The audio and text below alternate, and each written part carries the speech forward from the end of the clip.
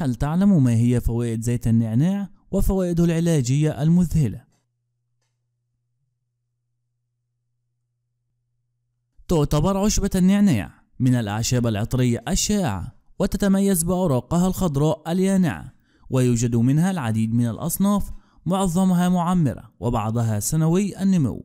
وتتواجد عشبة النعناع في مناطق أوروبا وأفريقيا وآسيا وأستراليا وشمال أمريكا ومناطق أخرى، حيث تميل عشبة النعناع للنمو في البيئة والتربة الرطبة، ويتراوح طولها ما بين 10 إلى 120 سنتيمتر، وتنتشر في نموها على مساحات واسعة. من الشائع استخدام أوراق النعناع جافة أو طازجة في إعداد أطباق الأطعمة والسلطات المختلفة، كما تستخدم كأحد أنواع التوابل التي تضاف على الأطعمة، وتستخدم أيضا كمنكه عطري للمشروبات والحلويات المختلفة كالشاي والعصائر والمثلجات. كما يعتبر شراب النعناع من أفضل المشروبات التي تكسب الجسم النشاط والحيوية، وتستخدم للمساعدة على الاسترخاء ومحاربة الإرهاق بعد أيام العمل الشاقة. زيت النعناع: يستخلص زيت النعناع من الأجزاء الهوائية من أعشاب النعناع المزهرة عن طريق التقطير بالتبخير. زيت النعناع له العديد من المركبات، من أبرزها زيت المنثول، والذي يشكل 30 إلى 40% من مستخلص زيت النعناع. ويعتبر المنثول زيتا طيارا له رائحة عطرية نفاذة وقوية، وهو مركب عضوي يصنف ككحول ثانوي، ويعرف بخصائصه المسكنة والمهدئة، ويدخل في صناعة العديد من المستحضرات. فوائد زيت النعناع: عرف الإنسان زيت النعناع واستخدمه منذ قديم الزمن حوالي 1000 سنة قبل الميلاد، حيث وجد في العديد من الأهرامات المصرية، واستخدم في الطب الشعبي الصيني والياباني. وفي الوقت الحاضر يدخل زيت النعناع في علاج العديد من المشاكل والأمراض الصحية، نذكر منها ما يلي: يستخدم زيت النعناع للتخفيف من أعراض القولون العصبي والانتفاخ وعسر الهضم وتشنجات الأمعاء وحرقة المعدة والإسهال والغثيان، كما يعمل كطارد للغازات.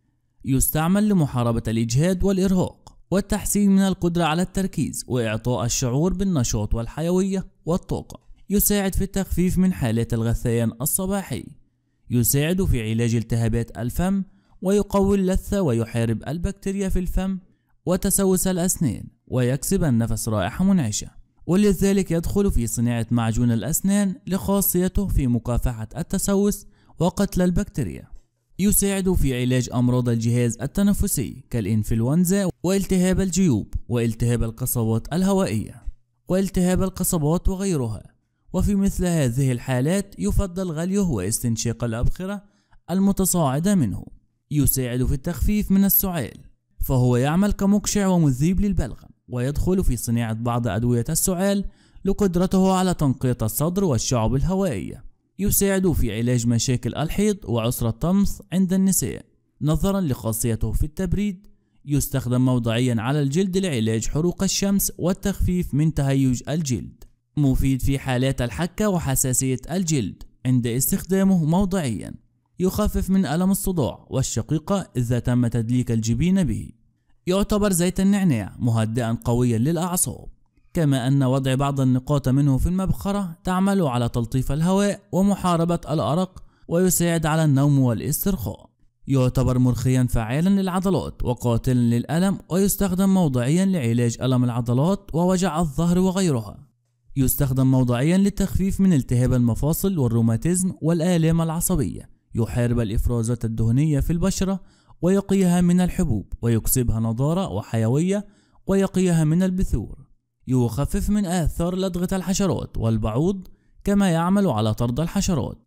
ويمكن وضع نقاط منه في وعاء صغير بالقرب من النافذة، فذلك كفيل بطرد الحشرات. استنشاق زيت النعناع يساعد على الشعور بالشبع بسرعة والتخفيف من تناول الطعام، وبالتالي المحافظة على وزن مثالي. يساعد على زيادة نمو الشعر إذا تم تدليك فروة الرأس ببعض النقاط منه.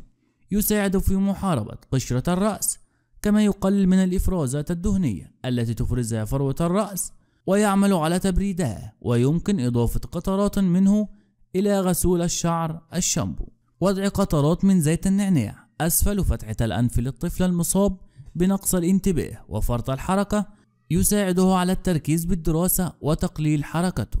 يساعد زيت النعناع في التخفيف من ألم التسنين عند الأطفال الرضع عند دهنه على اللثة. ينشط الدورة الدموية ويقوي جهاز المناعة، ويعمل على خفض الحمى. يساعد الرياضيين في التخفيف من حالات التشنج العضلي. يدخل فيه كثير من الأدوية التي تستخدم لهذه الغاية. الأعراض الجانبية لزيت النعناع: الجرعات الصغيرة من زيت النعناع التي تتواجد في المكملات الغذائية والمستحضرات والأدوية الجلدية والموضعية تعتبر آمنة بالإجمال ولا تؤدي إلى أعراض جانبية خطيرة، ولكن تنصح النساء الحوامل والمرضعات بتجنب هذه المنتجات لعدم وجود أي دراسات تؤكد مدى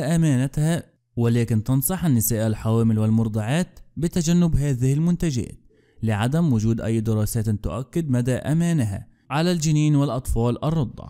من الأعراض الجانبية التي قد تحدث عند استخدام زيت النعناع: الشعور بحرقة المعدة أو الإحساس بشعور حارق عند فتحة الشرج في حالة الإصابة بإسهال.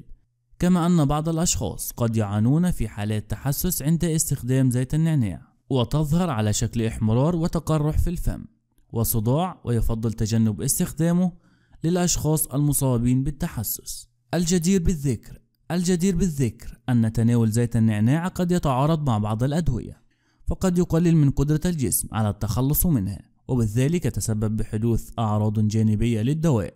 ولذا ينصح المريض الذي يتناول الأدوية بصورة مزمنة أن يستشير الطبيب عند استخدامه لزيت النعناع للتأكد من عدم وجود أي تعارض بينه وبين الأدوية التي يتناولها.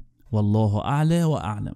أتمنى لكم الصحة والعافية. لا تنسوا الاشتراك في القناة والإعجاب بالفيديو وتفعيل رمز الجرس ليصلكم إشعارات القناة، وجزاكم الله خيرا.